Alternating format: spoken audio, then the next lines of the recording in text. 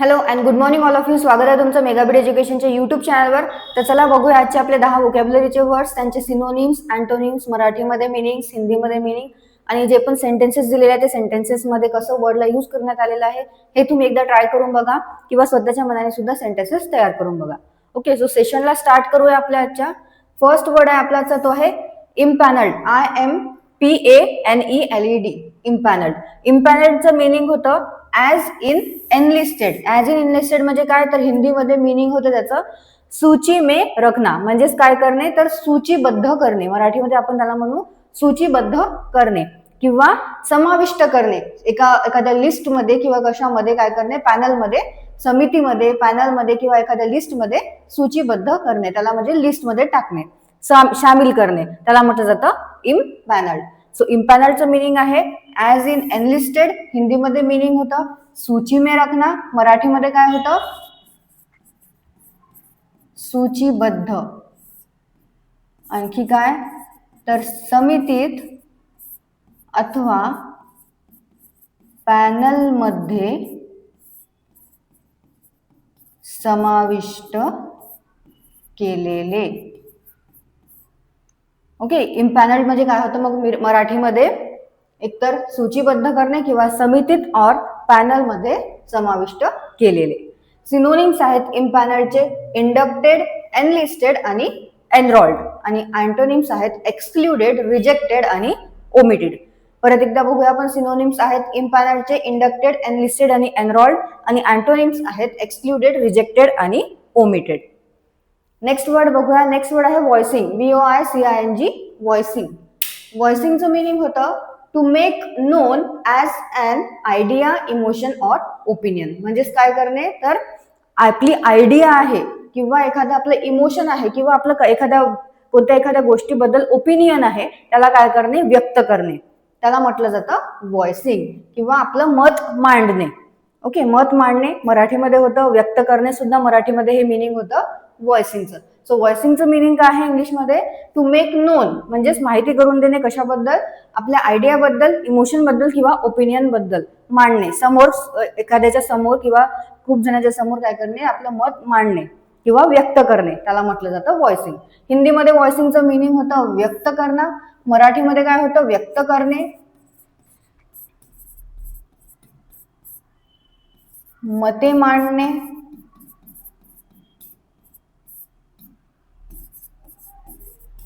उच्चार करणे किंवा आवाज देणे.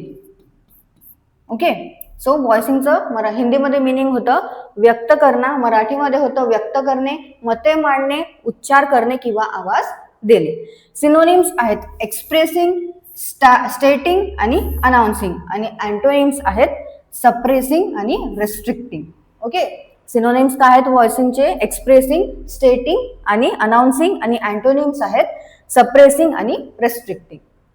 नेक्स्ट वर्ड बघूया. नेक्स्ट वर्ड आहे प्रिरॉगेटिव्ह. ओके, नेक्स्ट वर्ड काय आहे, प्रिरॉगेटिव्ह. प्रिरॉगेटिव्ह. प्रिरॉगेटिव्हचं मिनिंग काय होतं, right or privilege exclusive to a particular individual or class. म्हणजेच काय, तर अधिकार असणे. ओके, विशेष अधिकार असणे, त्याला काय म्हटलं जातं, प्रिरॉगेटिव्ह असं म्हटलं जातं.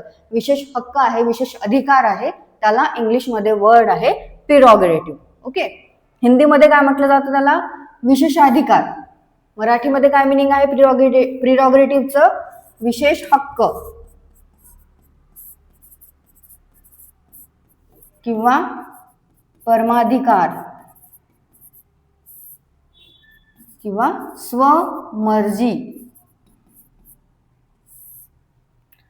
सो प्रिरॉगेटिव्हचं मिनिंग होतं a right or privilege exclusive to particular individual or class. म्हणजेच पर्टिक्युलर एखाद्या इंडिव्हिज्युअलला किंवा एखाद्या क्लासला काय असणे, प्रिव्हिलेज असणे, म्हणजेच अधिकार असणे, त्याला म्हटलं जातं प्रिरॉगेटिव्ह. हिंदीमध्ये मिनिंग आहे प्रिरॉगेटिव्हचे विशेषाधिकार, मराठीमध्ये आहे विशेष हक्क, परमाधिकार आणि स्वमर्जी. सिनोनिम्स आहेत एंटायटलमेंट, राईट आणि प्रिव्हिलेज. ओके, हे आहेत सिनोनिम्स प्रिरॉगेटिव्हचे. काय आहे प्रिरॉगेटिव्हचे सिनोनिम्स, एंटायटलमेंट, राईट आणि प्रिव्हिलेज. नेक्स्ट वर्ड आहे कन्फ्लुएन्स, CONFLUENCE, कन्फ्लुएन्स. कन्फ्लुएन्सचं मिनिंग होतं the coming together of 2 or more things to the same point. म्हणजेच काय, तर संगम होणे, 2 किंवा 2 पेक्षा जास्त गोष्टी एका ठिकाणी येणे, एका पॉइंटवर येणे, त्याला काय म्हटलं जातं, कन्फ्लुएन्स असं म्हटलं जातं. म्हणजेच मेळ होणे. ओके, आता जसं की 2 नद्या आहेत, एका ठिकाणी त्याचं मिलन होत आहे, त्याला काय म्हणू आपण, की तिथे त्याचा मेळ होत आहे, त्या 2 नद्यांचा तिथे मेळ होत आहे, संगम होत आहे किंवा मिलन होत आहे, त्याला म्हटलं जातं कॉन्फ्लुएन्स. ओके, हिंदीमध्ये कॉन्फ्लुएन्सचं मिनिंग होतं संगम, मराठीमध्ये होतं मेळा, मिलन,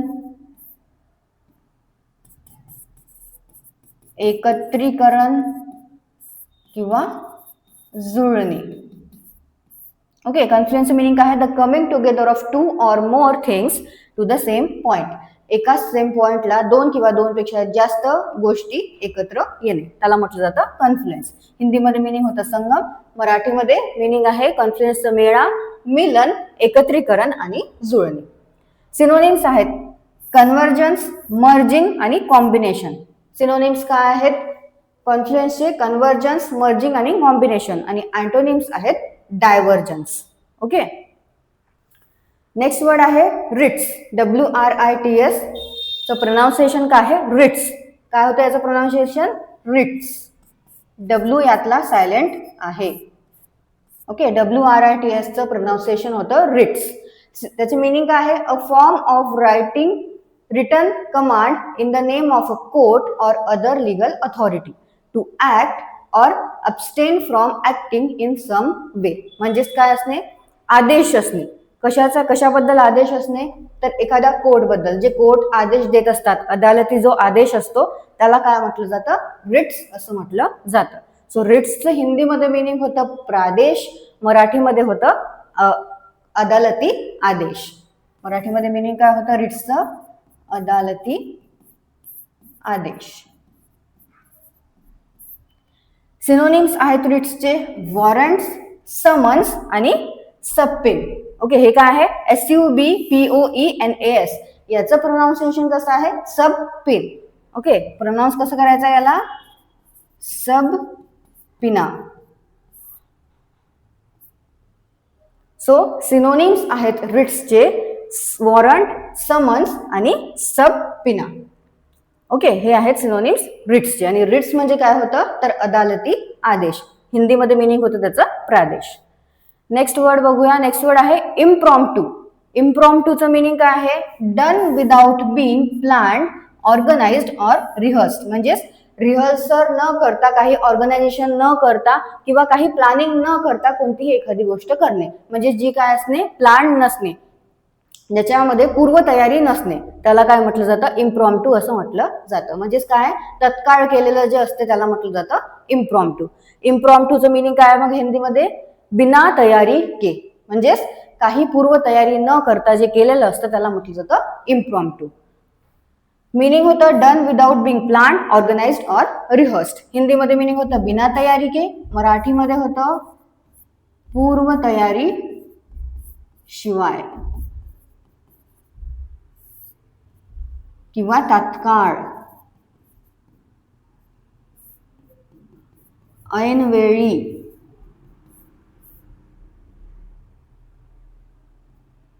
अचानक.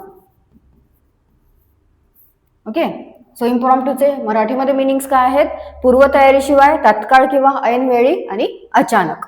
सिनोनिम्स आहेत अनप्रिपेअर्ड, अनस्क्रिप्टेड आणि एक्सटेम्पोर.